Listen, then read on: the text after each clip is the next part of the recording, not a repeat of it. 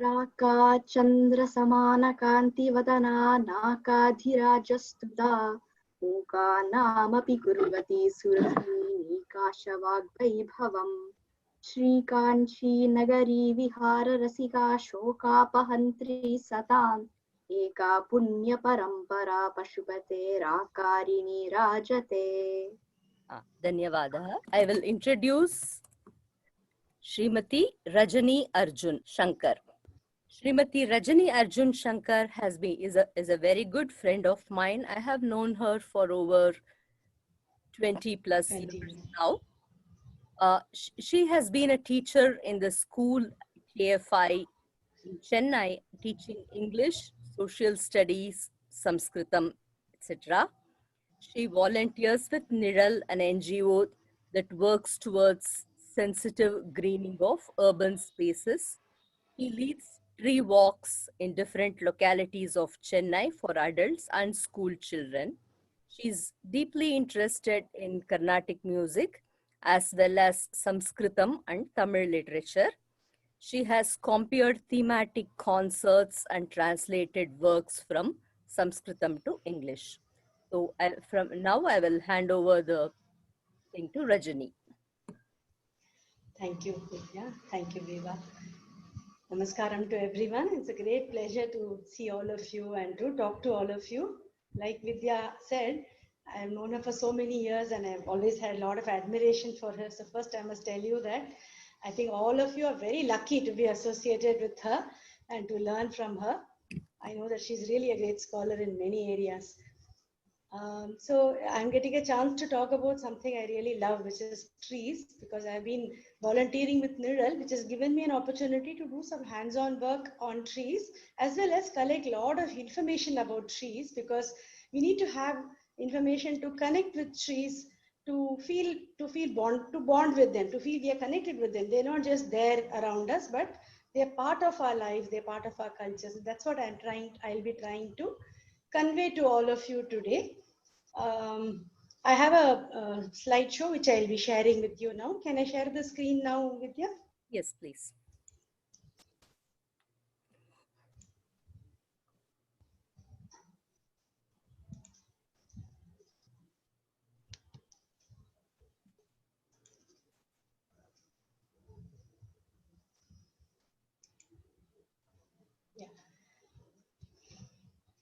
So this is about knowing our trees, which are significant as well as sacred to us. When I say us, I mean all parts of India. Many of these trees, not only, I would say all the trees I've chosen today are known all over India, venerated, loved, and part of our lives. So before we go into looking at those specific trees, first let's see why it's important to know about trees. Why is it that we have to think and learn something about trees using a session like this? And why is it that it doesn't come that naturally? Because being in cities, we all see that we all are caught up in places which have very few trees, if at all. And often we just learn to look through trees and not notice them much. So cultivating that awareness about trees, noticing them, and then you start loving them and then start doing things for them. So all these happens step by step. So first it's important to it's required to know why trees are so important in our lives. Even though we may not have thought much about them, they are a very, very important part of our lives. And after seeing that, then we'll go to the second part, which is the bigger part, which is very special trees in India. We have chosen about 7 trees today, which I think is a fairly good number. It's not too many, it's not too less either. And this was very difficult for me to choose because there are dozens of trees which are so important to us. So I've just chosen some very famous ones and some very significant ones. So the benefits of trees, now these are things I'm sure most of you would already know, because you must have heard this in your environmental science classes or biology classes. You know that trees give us oxygen, they reduce the pollution around us, they reduce heat in the environment, therefore saving fuel. We don't have, if there are a lot of trees around a house, then you will not need to worry so much about cooling the house in summer and so on. Trees are very important to get us rain, because if there is a clump of trees, then automatically, because of the transpiration or the evaporation of water which happens from the leaves, the area above the trees becomes very cool, and therefore the any cloud which passes through that will condense and give us rain. So trees actually attract the rain clouds and give us rain. Then the roots of the tree become very important to protect the land, especially in hillsides, especially in river banks, especially in coasts. So all these places, the erosion and flooding are nowadays you find that it's actually a big problem in many places, because when trees are cut down on mountain slopes and along rivers, etc., the flooding becomes much more damaging.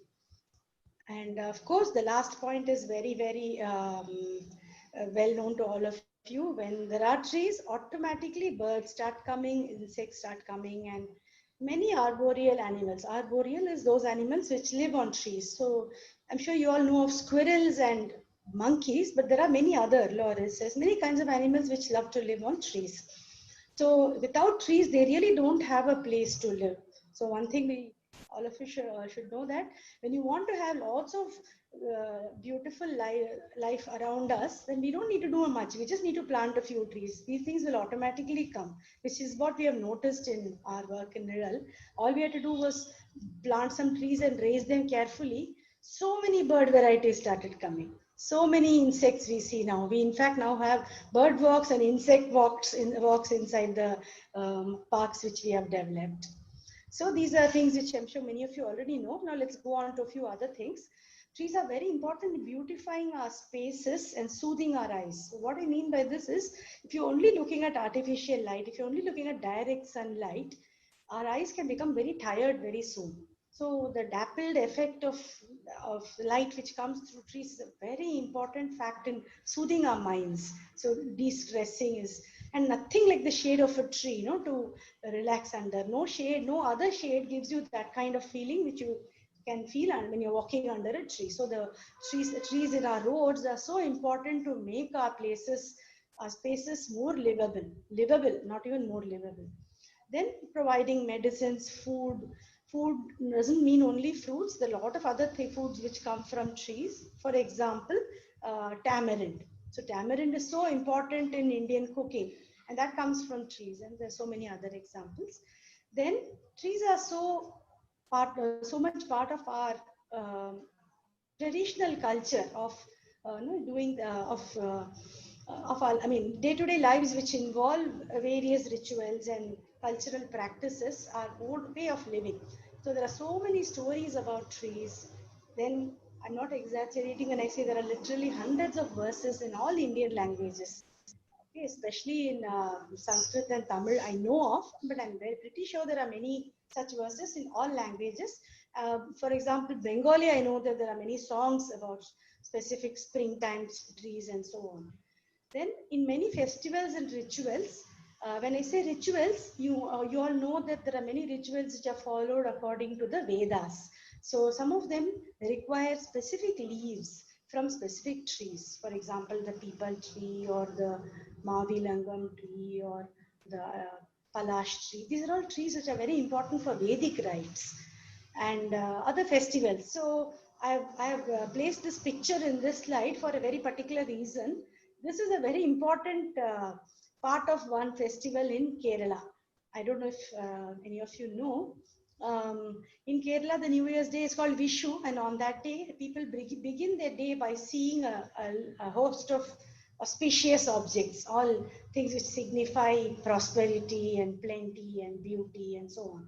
So that would involve fruits and this Vettalapaku and all that. But in that, they always include this particular tree's flower. This tree is called Sarakondre in Tamil, Konna in Malayalam. It's a golden shower tree. The flowers of the tree look like a shower of gold, like as if it's a bunch of grapes but made of gold. That's the effect you see. And usually when this tree flowers in those months, April, May, those trees don't have much leaves, or sometimes they don't have any leaves at all. So all you see is a tree filled with golden flowers. It's an amazing sight. Then trees are often part of many proverbs and idioms in many Indian languages, which shows that people have observed the trees a lot and they know the behavior of the trees and they are able to infer some truths from it, which they use to pass on to us as proverbs and idioms. Then trees we find a lot in temples. They are worshipped as sthala vrikshas especially. Even if the term sthala vriksha is not used, often in temples you will find some sacred trees and you will find that people worship them just like they worship the god in the shrine. They would go around the tree. Sometimes they give offerings to the tree. Sometimes they pour water to the tree. So worshipping the tree is integral part of worship in temples also. So see that these are some examples. All these we will be seeing more examples, specific examples of as we go on to our next part.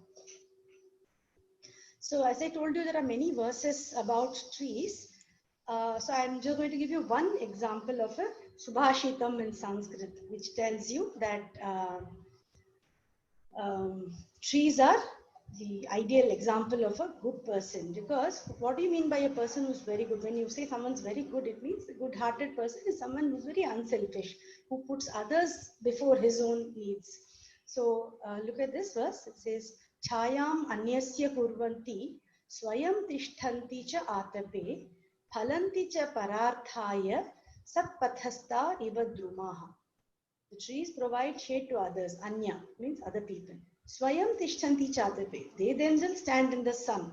So, I mean, a good person wouldn't mind taking on trouble for himself or herself if that means helping others.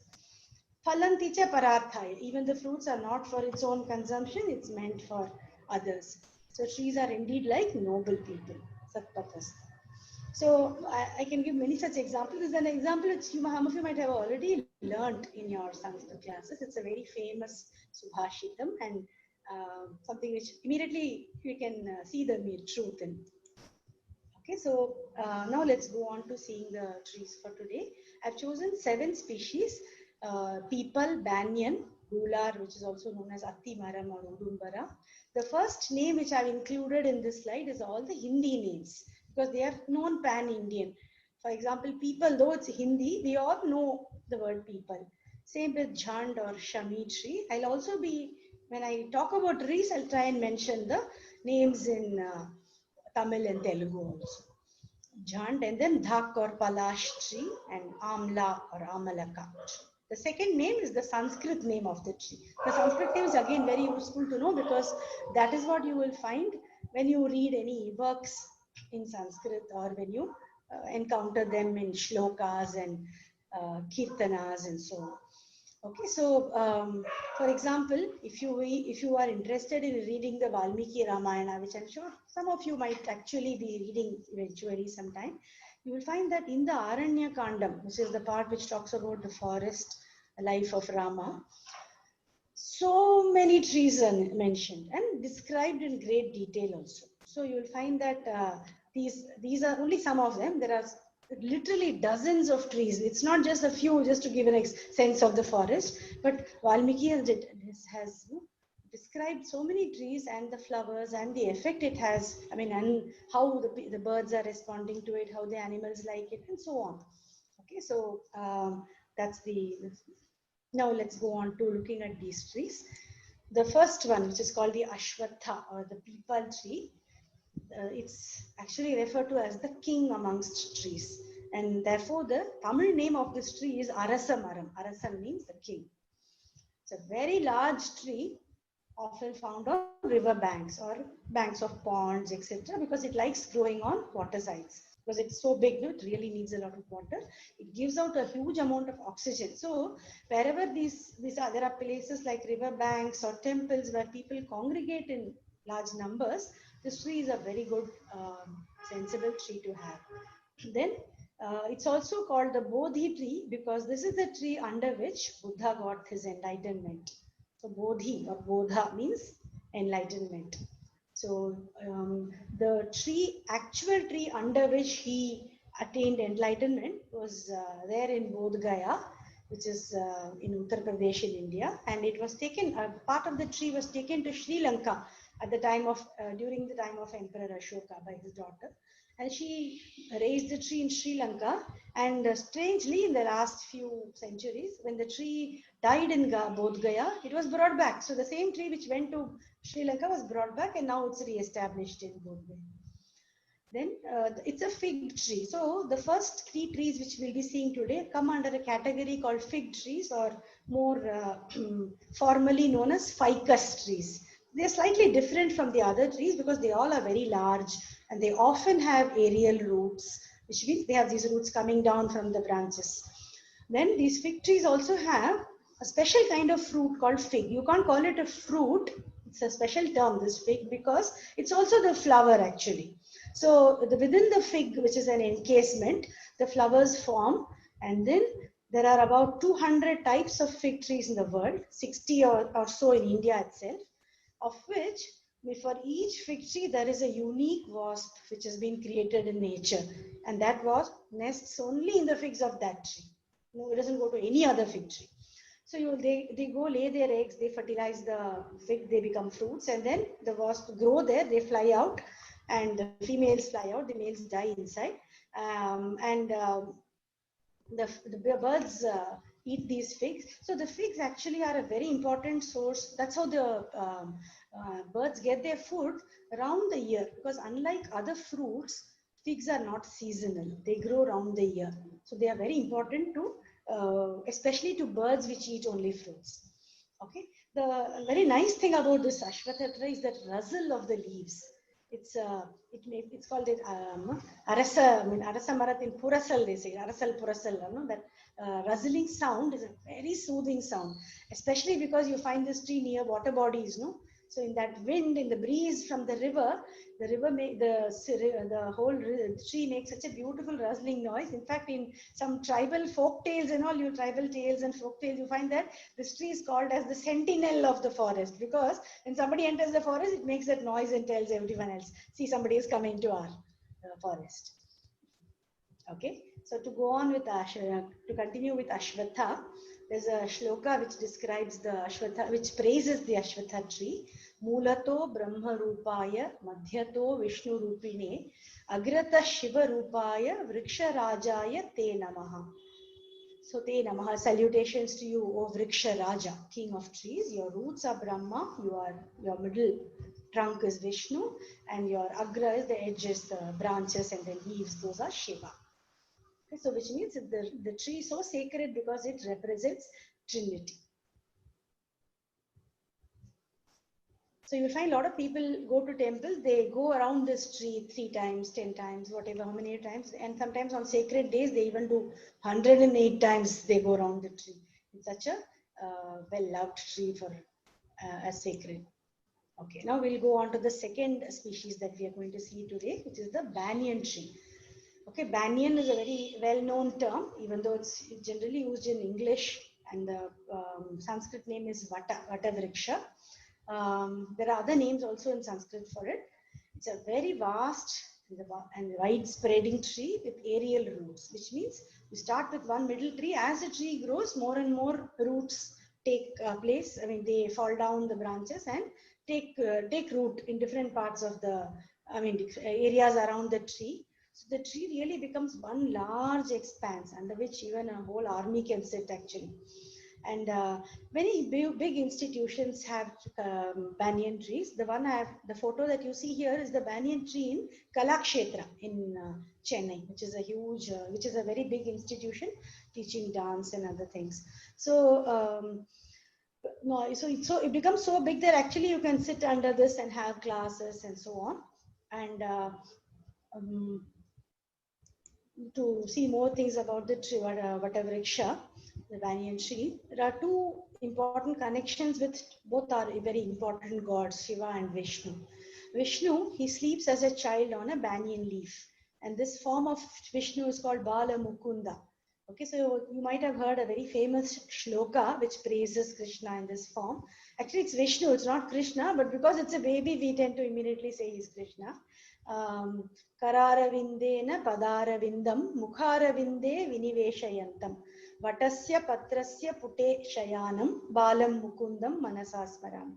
Vatasya patrasya pute means he's sleeping on the surface of a vatapatra, which is the leaf of a banyan, and he's holding his lotus-like foot with his lotus-like hand and tasting his with his lotus-like mouth. That's the description. Kararavindena padaravindam mukharavinde viniveshan. It's a very unique pose. Then the other god who is very commonly associated with Vatavriksha, even more well known, is Dakshinamurti. Shiva's form is Dakshinamurti. He sits under a banyan tree and he teaches the meaning of the Vedas. He teaches the ultimate truth to the rishis, who are 4 rishis who sit there as his disciples.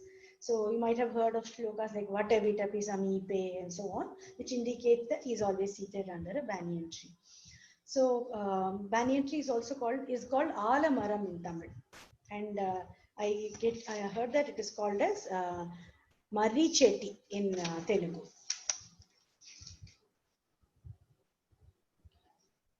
So to continue with Alamaram, some more details. It's called as a keystone species in forests. What we mean by a keystone is a very important species without which nothing else can stay together. So as I told you, because the banyan becomes so big, it offers the figs around the year to many fruit-eating, frugivorous birds, and food to other things like jackals and many such animals. And the nice thing, the very unique thing about the banyan tree is many of these ficus trees are strangler trees, which means if there are other trees growing around it, they just strangle those trees and continue growing them. So a lot of hollows keep forming inside the banyan, inside the expanse of the banyan, and those become very convenient homes for deer and jackal and monkeys and all that. So banyan tree literally houses all those animals. And of course, the birds also nest in it, many kinds of birds. And so that's why it's a very important space. So in forest, you will usually find 1 or 2 very big banyans. You can't have too many banyans in the forest. Then all you'll have is only banyans. They occupy so much space. Then banyan is also the national tree of India. And of course, because of all these cultural connections like Shiva and Vishnu and all that is one reason. The other reason is also that banyan is found naturally only in India. It's not found anywhere else in the world unless it's grown. It's taken from here and grown. And Vatapurnima is one important festival in Maharashtra and Gujarat, where they celebrate the story of Savitri, who's a great lady who rescued her husband from death. So her story is associated with this Purnima. Purnima means a full moon day. And on that day, people worship the banyan tree. You can see these ladies are performing a puja. They're trying some sacred thread around the banyan tree to worship it. You can see those aerial roots behind them. So, so that's about the banyan tree. Then the third, also a ficus tree, which we'll be seeing today, is called the cluster fig tree. It's called Gular in Hindi, Udumbara in Sanskrit. Okay, we call it Attimaram in Tamil, and it's apparently Attimaram in Telugu also. So, Attivaradar is a term you might have heard last year, because this god was brought out of water once in 40 years only he emerges. And he was there for about a couple of months last year. And many people, lakhs of people went and visited him in the months of June, July, August last year. So that idol is made of this particular wood, Attimaram. It's a highly medicinal tree. In fact, all these trees have a lot of medicinal values, but this particularly is a very special tree for Ayurveda and Siddha doctors. They collect all the ficus trees have a lot of sap in their trunk, and these saps are extracted, and the saps are very medicinal. So to show that these have a lot of sap, there's a very nice term in Sanskrit too, as a common term for all these trees. They're called Kshira Vriksha, which means they're milky trees. They give a lot of sap. Okay, so you can see the lovely shape of the Atti leaf here. It's not as thick as the banyan or peepal tree. The peepal tree had a very distinct shape, as you might have noticed. the distinct edge of the tree. It's a very tapering end. That's how you identify a peepal tree very easily. The banyan is very similar, but it is very thick and waxy leaf. Atti is very similar, again, same shape as banyan, but very thin, slender leaves. And the peepal, as well as this atti, or this gular, look at the color of the bark. It's very distinctly white. So the color of the bark is a very important feature for us to identify trees. So people always ask, how will I know which tree it is? How do I know which is what is the name of this tree? What are the features? So, of course, if the tree is fruiting or flowering, that makes it very easy. But you won't find them all the time, no? So we have to rely often on leaves and barks to identify. So the leaf shape and the bark color. I'll show you in contrast a few other trees coming up where the bark is so dark or brown. Okay, brown is most common, but extremely noticeably white and noticeably black are very beautiful variations in that. Okay, so this atti is this tree. Atti tree, you can see the color of the figs. They change also. It's not always green. As they ripen, they become yellow and red. They look very beautiful on the tree. And as you can imagine, all the birds and monkeys and all of them love those figs. There's a term in Vishnu, there's a line in Vishnu Sahasranama, which describes Vishnu as these three trees, which we just saw. Nyagrodho, Udumbaro, Ashwatho. All of them come in a single line. Nyagrodha is a synonym for Vatavriksha. Okay, and there is one god who loves this Udumbara tree. He is called Dattatreya. He's a god and a rishi, because he's born to a rishi, but he's actually a coming together of Brahma, Vishnu, and Shiva in one form. That's why he has three faces, and you can see that he has the features of all of them. And in Dattatreya is always described as sitting under an Udumbara tree, and you will find wherever you find Dattatreya temples or ashrams, you will definitely find a Udumbara tree there. Okay, so that's the three fig trees that we have seen today. All three are very important. All of them are mentioned in the Vedas, and this fig tree, this last one, is used in the Vedic rites also. This the leaf and the twigs and all of these. Okay, now we'll go on to the next one. Is the pace okay, Vidya? Yes, I think it is. It is good. Now we're going to look at a tree which has very beautiful flowers. It's called Vakula in Sanskrit.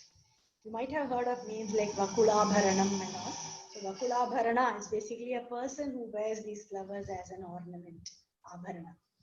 Okay, so Vakula is called Magura Maram in Tamil, and Maulsari is a Maulsri or Maulsari is the name you find in Hindi and Bengali and all that. Vakula or Magaram is found, these two words are found in Telugu and Kannada also, Bakula or something. The fragrance of this flower is very special, and also look at the shape of the flowers. They are like stars. The sharp edges remind you of stars. It has those green fruits which eventually become a very bright orange. Okay, so I've shown you the picture of a Magaram tree, of this Maulsari tree, found in a temple called Tiruvotriyur, which is found in Chennai. So it is the Sthalavraksham in that tree. And it's also, so Sthalavrakshams are not randomly chosen. They usually have a good reason. So the reasons can be, one is it's connected to the legend of the temple, that the god appeared under the tree or something like that. The other reason is, some trees are very suitable for some geographical locations. So those also become reasons. So, for example, there's a tree called Punnai, which is a very good coastal tree, which grows very well in land which has brackish content, or which has some salt content. It can still grow there. Not all trees can do that, by the way. So this Punnai tree you will find is the Sthalavraksham in many coastal temples, like Mylapore. So sometimes the geographical location also plays a part. But in this Tiruvotriyur temple, a very interesting incident happened here. So you all might be knowing that there is a book called Periya Puranam which talks about the stories of the Nayanmars. No? So when one of those Nayanmars called Sundaramurti, he came to this temple, and he told Shiva, you go and sit under the Magaram tree, so that when I come to the temple, when I bring someone, I don't want you to be there in the. It's a complicated story. I'm not getting into the details. But he specifically asked the god. Imagine the right that he's taking. Imagine the liberty he's taking as a devotee.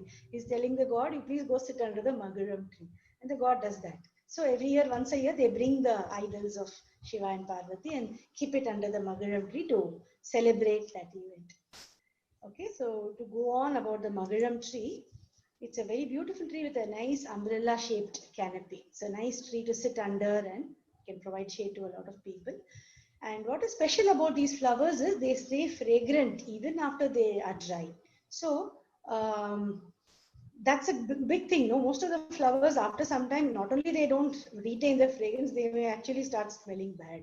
But here, the drier, that's why you'll find people selling sometimes in parts of Chennai strings of these Magaram flowers, which are actually really brown. So you know that those flowers are at least a week old, and they have not even been plucked from the tree. They have been picked up from under the tree because they shed after a day or something.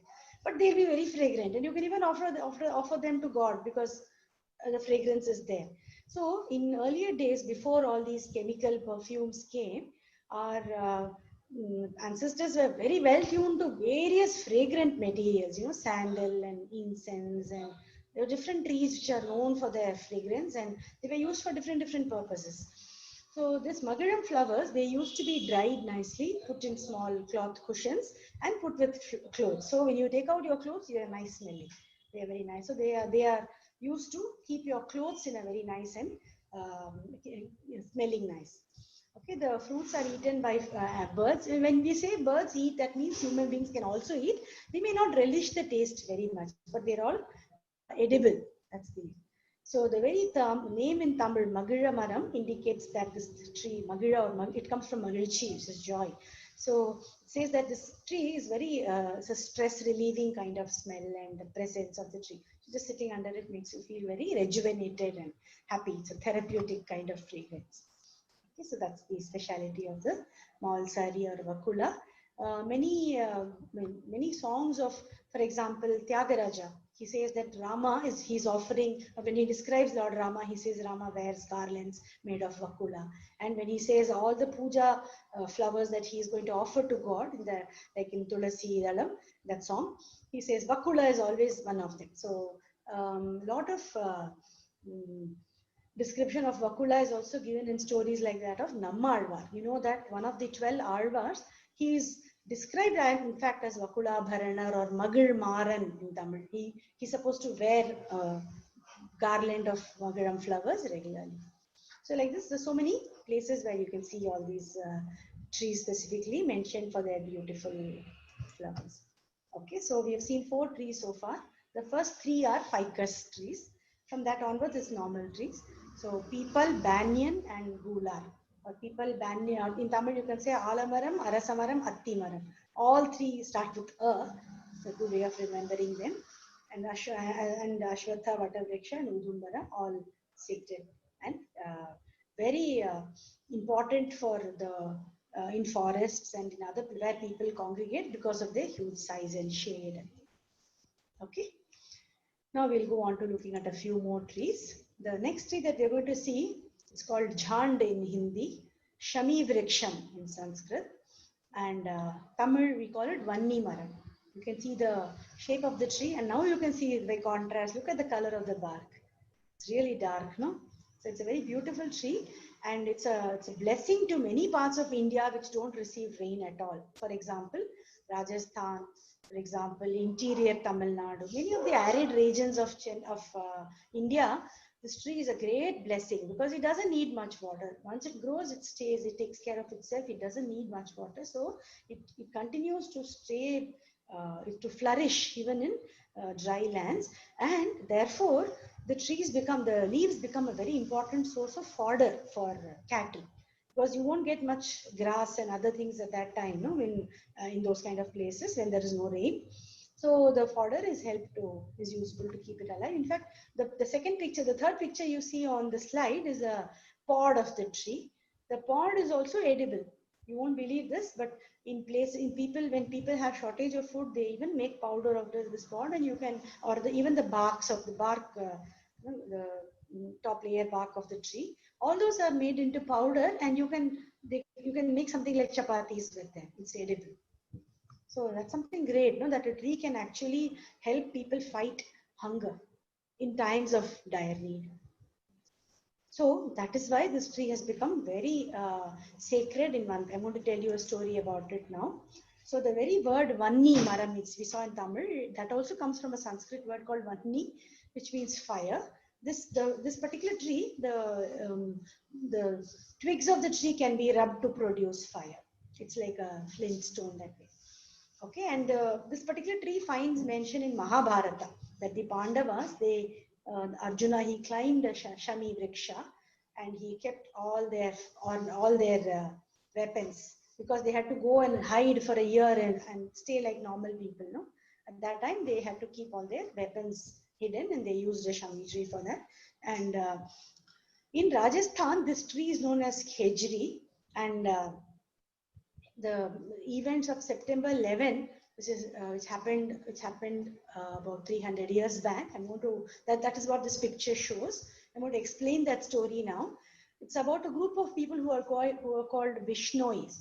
Vishnois are a small community of people who follow the teachings of a particular guru. He's called he lived around that time in the 17th or 18th century, and he is called Sri Jambheshwar. They follow his teachings, and some of his teachings are connected to trees and animals. So they are not supposed to harm any tree, harm any animal, and they protect those local fauna like black bucks and peacocks, and all those are protected very carefully by these people. They in fact are so loving to them that in the villages, even now, the settlements of these Bishnoi people in Rajasthan, you find these animals in huge numbers. They feel very safe and taken care of there. So you find them there. So what happened in 1730 was there was a king who was ruling in Jodhpur, and he wanted a lot of wood for constructing a palace.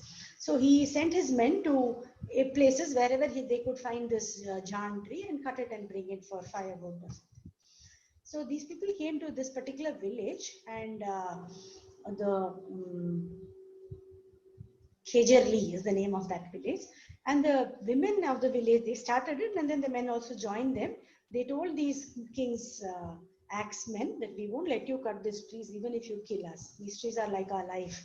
These are our gods. So we will protect them even if it means giving up our lives. So it started with one lady called Amrita Devi, and inspired by her courage. Sometimes when you see a very courageous person, then everybody else gets inspired to do something which otherwise they would have been a bit scared to do.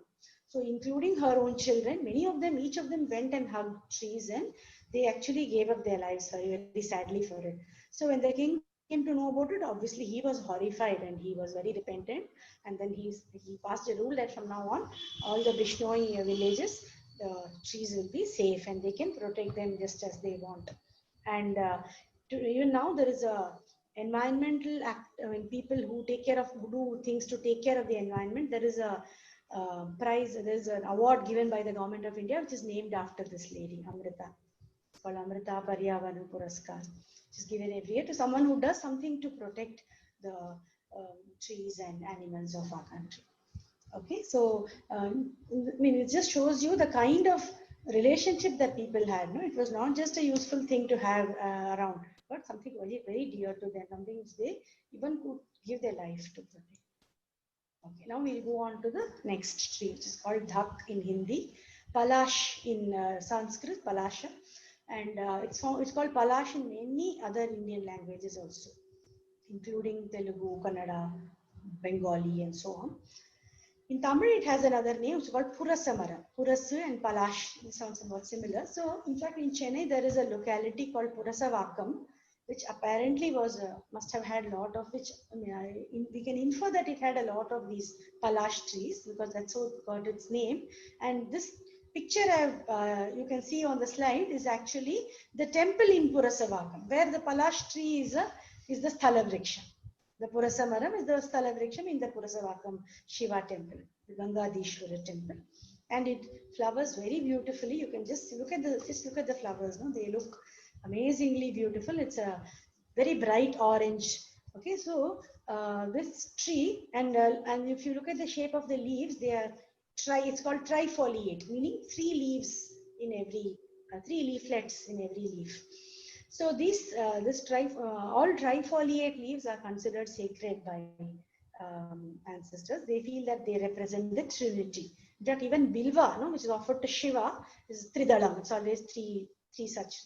So Ashwatha, I mean, this Palash tree is also often used in Vedic rites. In fact, it's the stick which is given to people during the Upanayanam and many such ceremonies. And okay, so Palasha Dandam it's called. So the leaf is beautiful and big, and really big. Some of the, especially the younger trees, no, the leaves can be so big you can actually eat on them. It's almost like a small plate. Every leaf, each of those three. And the flowers are brilliant red in color. And what is special about this tree is, in South India, it doesn't shed much. South India, the trees don't lose all their leaves, but because the winter is much more pronounced in North India. So there, the trees tend to shed all their leaves in winter. So when the trees shed their leaves, and when the month of February, March comes, these flowers appear on those trees, and you find nothing except these flowers, and they're in such abundance that from a distance, it actually looks like the whole place is on fire. So that's why it was given a name. This Palash has a name called Flame of the Forest, because when you're going, especially traveling through mountain sides in Madhya Pradesh, especially if you're going by train, apparently, when you look at the other side of the mountain, fully covered by Palash trees, all in bloom, it looks like the whole mountain is on fire. Okay, so that's why this descriptive name called Flame of the Forest was given to Palash in the British times. Earlier, we obviously didn't have that name. So one of the Navagrahas, which is Ketu, is described in the shloka which is about him as Palasha Pushpa Sankasham, which means he's the color of this, he's the brilliant red, like the Palasha flower. And Palasha flowers were used to make a natural color for Holi. Like I said, before the chemicals was used for perfumes or dyeing and so on, we had a lot of natural materials, really wide variety of natural dyes and fragrances. So if you soak this flower in water, you get beautiful red colored water with which you can play Holi. You can splash it on everyone and not worry about the side effects because it's completely natural. So different colors were made from different trees and different parts of different trees, and Palash was used to make this orangish red water. Another name for Palash is Kinshuka. I'll just show you the flower again. The flowers remind you of the beak of a parrot or parakeet. They're somewhat curved actually. So hence the name Kinshuka. Kinshuka means, is it a parrot? That's the doubt it gives you when you look at the flower. Okay. And you find that because these trees are very abundant in Madhya Pradesh, Uttar Pradesh, and so on, the leaves of those trees are used to make the diyas, which you float in Ganga in Haridwar. Because as I told you, the leaves can be quite big, so it can fit in the diya and the flowers and all that before you send it in the Ganga as an offering. So normally in the evenings, people, when they come to see the Aarti, they usually buy these leaves and leaf with flowers and diya and they let it float in the river as an offering to the river. Okay, so we've seen Vanni and we have seen Palash also. And this Palash, as I told you, it flowers in the springtime, Feb, March, when the spring starts. So it's one of those flowers, when you see it coming, then you immediately realize spring season is here. And it's often found in songs which describe spring. So one very old work which describes this Vasanta Ritu is Jayadeva's Gita Govinda. That also you find Palash being described. And he says Palash is that it's like the nails of Manmatha, because it's so big and curved and red. So they are like blood, covered with blood, because he has done a lot of injury. So, I mean, some very funny take the poet takes there. Here you find that, I mean, here I just shown you one song. It's written in Bengali. So I've also written the first line in English. Ore gruho bashi khol dar khol. So this is a song written and composed by Rabindranath Tagore, where he says, Gruhobashi means people living inside the houses. Come on, open your doors, come out. Now the spring season is here. Khol, dar is your dwar or door. Come out and enjoy the spring season. The whole forest is blooming with palash and ashok and so on. And it's time for you to see the swing of spring. That's the word he uses. Dole, he says. Dole means the whole season, the forest is swinging because of spring. So you can find this song, many renditions of it in YouTube. So please do and go and listen to it. You just have to search with the starting names. It's a very catchy song. I can just sing you the first 2 lines for you to get a sense of the song.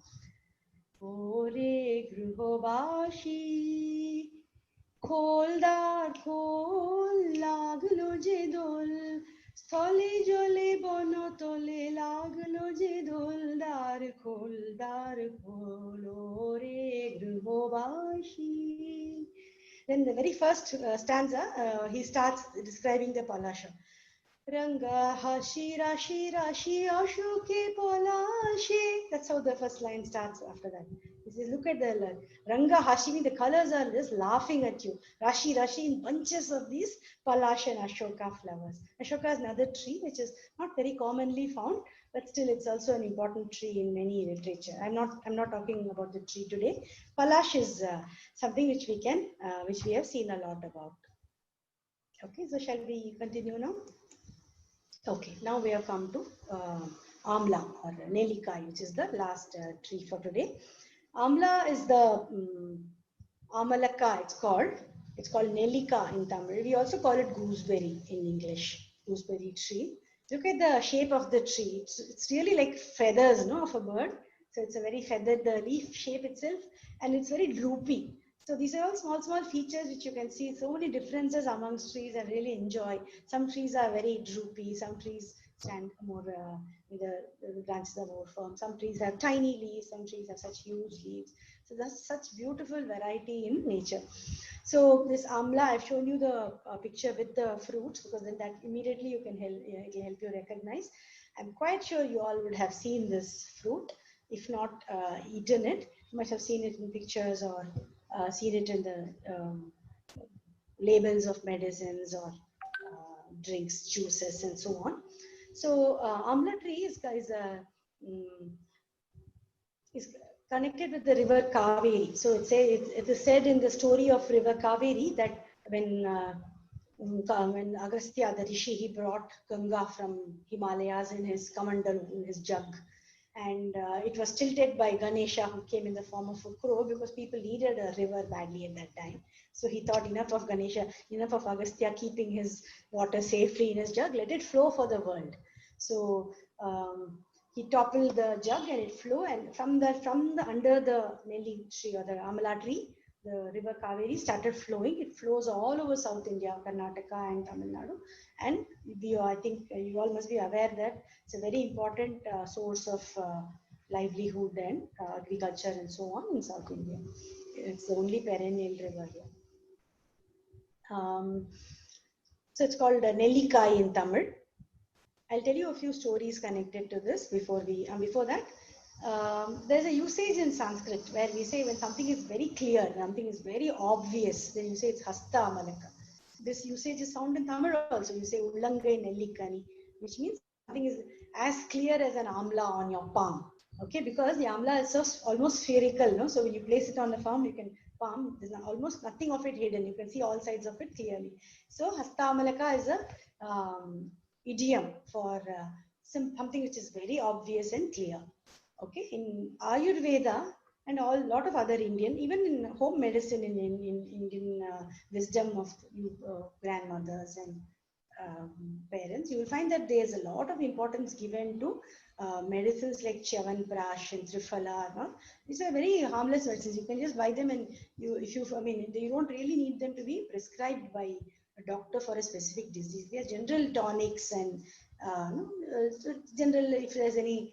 So Triphala is a very common, very famous medicine in Ayurveda and Siddha. Triphala means there are three fruits which go into it. One of them is this amla. The other two are called Kadukai and Tandrikai, but Amla is the most important, I mean, well known of the three. And I'm sure you all have heard of this word called Chyawanprash, which is a very favorite tonic. It is nothing but actually Amla jam. Okay, Chyawanprash. So that is the power of Amla. If it is mixed with, and of course it's made because it has a very strong taste. It's sour and also very tart. So to make it more palatable for children, this Chyawanprash would have some other spices and a lot of sugar also, sugar or good added to it. So these are considered very important. So what Ayurveda doctors say is that amla can keep us always very energetic and young, and also give us a lot of immunity against cold. That's why this Chyawanprash is given regularly to children in cold areas of India in the months of winter. So normally the mothers would prepare a lot of Chyawanprash at home in the month of, let's say, October or something, and then keep it for the next few months. During the winter, every day the children are fed so that they don't catch colds very easily in winter.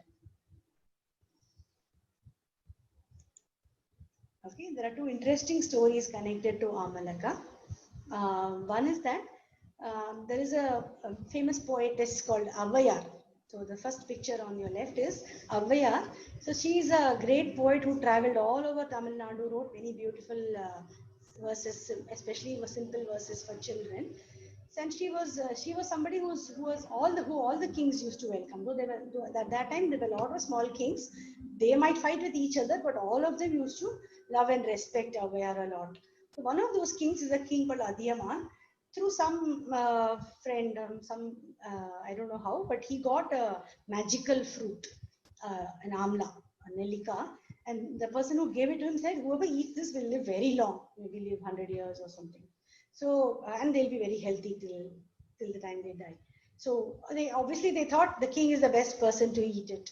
The king would love to have it. So the king got this fruit, but you know what he thought? He said, "See, I am just a king. If I die tomorrow, somebody else can become king in my place." But he thought of Avayar. He said, "Someone like her, if she lives for a long time, it's so good for the country. She'll teach us so many good things. She'll compose so many beautiful verses. So she should live long." So when she came visiting soon after that, he gave the amla to her, and they say that he didn't tell her what the speciality of that fruit was, because if that was told, she might not want to eat it. No, so she thought it is just another normal amla, and she had it. And later he told her. Then she was very touched at his gesture, and I think it's mentioned in one of the verses she composed. The second is the story of Adi Shankaracharya when he was a young boy, when he went to in those days, young boys who were students could go to every house and collect food for their eating, and then continue their studies. They used to live with their guru, not with their parents. And the guru cannot feed all the students on his own, no? So the children are allowed to take food from anyone in the village. So this boy was he must have been around 5 or 6 at that time, because Adi Shankara, this was the first story we hear about him of a poem he composed, and he became a sannyasi at the age of 8. So this was before that. So it must have been when he was 6 or 7. So he went to this house of a lady and asked for food, and this lady is very poor. The family is very poor. So she doesn't have anything to give him. All she finds, and she looks around frantically, she finds one amla fruit. And she gives it to this boy, and she's very embarrassed because it's not even in very good condition. So this boy is very touched by the gesture of the lady. So he prays to goddess Lakshmi, who's the goddess of wealth. He tells her, "Please, this family, they have been so kind to me. For my sake, at least, you must bless them so that they don't suffer in poverty anymore." And then what Lakshmi did was she filled the house with a huge shower of golden amla fruits. And the song that Adi Shankaracharya composed at that time is called Kanakadhara Stotra. Kanakadhara means a shower of gold. And it's called Kanakadhara because it caused a Kanakadhara after he finished composing it. Okay, so that's about the. So this is just to jog your memory. Do you remember which tree Shiva sat as Dakshinamurti and he taught the rishis under which tree? Vidya, I should just go ahead and give the answers, or do you want to let the I mean, children? if somebody wants to talk, unmute themselves, they can, Oh, please. or raise their hand or something if they want to.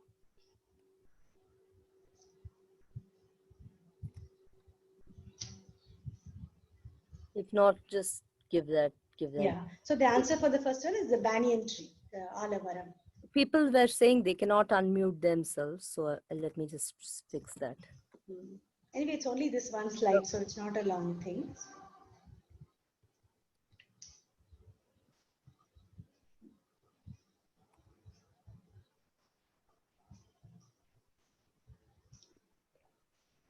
Okay, I have made sure that everybody can unmute themselves. Okay. So which is the tree named after fire? Does anyone remember?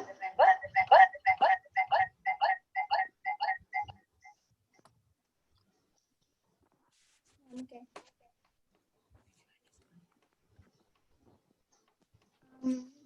The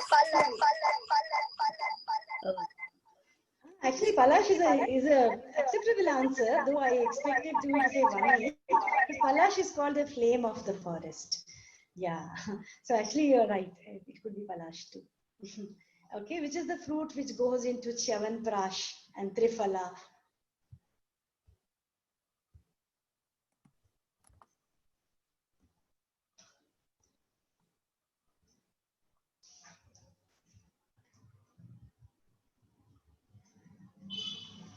Amla. Ah, yes, it's Amla. And which tree is called Kinshuka, since the flowers look like the red curved beaks of parrots? This is also the Palash, the tree which was named after fire. I'm on mute so he can hear you. Okay, the last one I'll ask you to, any of you to guess. I'm sure you remember this, which is called the Bodhi tree because Buddha received enlightenment.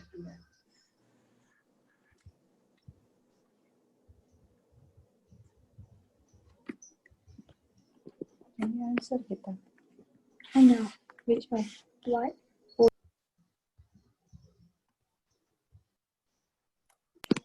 The Ashwatha. Ashwatha, yes. That's the people or Ashwatha tree.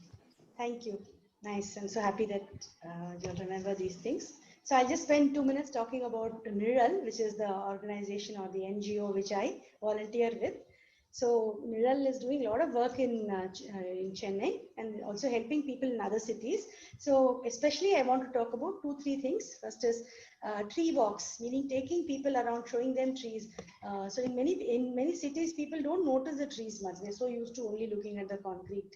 So to make them aware of the trees and especially the various varieties which we find here, species, and explain the features and the uses of them, of those trees. Then we also help individuals and institutions in their greening efforts. This is what we mean by sensitive greening, because when you have some space in your home garden, or if you are an institution and you want to plant some trees, or you find that there is some space in the road near your house, and you have to decide a very suitable tree for that, because you cannot, for example, plant a peepal inside a garden. So big, it's going to grow so big that after 10 or 15 years it will start affecting your house and the compound wall and so on. So it's not a suitable tree for a garden. So there are trees which grow to medium size, there are small trees, and there are very large and very large trees. So which, according to the space available, you have to choose an appropriate one. Similarly, if you like birds, then you can plant trees which attract birds. Okay, but if you like butterflies, then there are some trees which attract a lot of butterflies. So those kind of, this are helping people choose the right kind of tree for the kind of space that they want to do some greening. And there's one place in Chennai called Koturpuram, where there's a 5-acre land which has been converted, made into an urban forest now. It has, so then the photo that you see is from that, the photo on your right. So there are lots of trees now grown there very carefully, lot of rare trees, indigenous trees, so all the trees that we spoke about today, you find them all in Kotupuram, including Palash and Amla and all those things. So Kotrapuram tree forest, it was called a tree park. Now it's been renamed as an urban forest because it's become so big. Lots of trees growing on their own also now. And many rare indigenous varieties are being brought back because we don't find them much in cities. So there's a need to carefully cultivate some of the rarer species. That's the effort being taken. Okay. Then one last question which I want to just leave you all with is, it's not just trees, rivers, mountains, all are resources on this earth.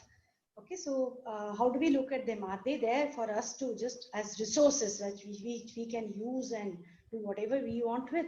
Or are they all part of this big thing called nature or earth, and where human beings are also one small part of? Okay, so this is the question that we should keep thinking of, saying what is our role in this world among so many other plants and animals, and how do we ensure that we treat all of them with respect? So when we say we worship trees, worship is just another word for loving and respecting a lot. It means you won't ill-treat. So many of our books say that even when you take things from trees, please take their permission and then pluck. Even when you have to cut a tree, please seek forgiveness from it. Sometimes you have to cut a tree. There's really no choice there. Okay, so in which case, at least you make sure you seek forgiveness. Don't treat the tree as something which is inanimate.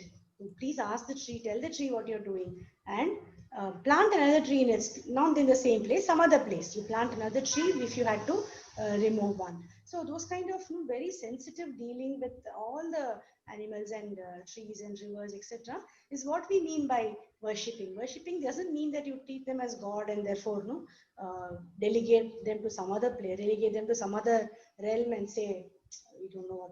So when you treat a river as a goddess, as a mother, then the kind of, when you take the water from the river, you are as happy and grateful as you would be if when your mother gives you something to eat. Okay, so similarly, tree is like a god, a father. So all of them, they all play a kind of protective role and nourishing role to us. So that's the reason why we call them mothers, fathers, and Mother Earth. We say, we say Bhuma Devi is not just a inanimate planet. She's a mother. She's one of the two wives of Vishnu, who's the protector. So she's a divine goddess who's protecting us all. She's keeping us all on her lap and giving us all these things to enjoy our life with. So that's so when we appreciate these things, actually it makes us very happy, because everything makes us so grateful and happy, and we can see the beauty in each of these small things. That's the thought I want to leave you all with. Yeah, so this is the end of my presentation. Anybody would like to ask any questions? You can ask, and if I can, I will answer. Thank you so much, Rajani. That was very beautiful and eye-opening. If anybody wants to say anything or have any questions, you can ask now.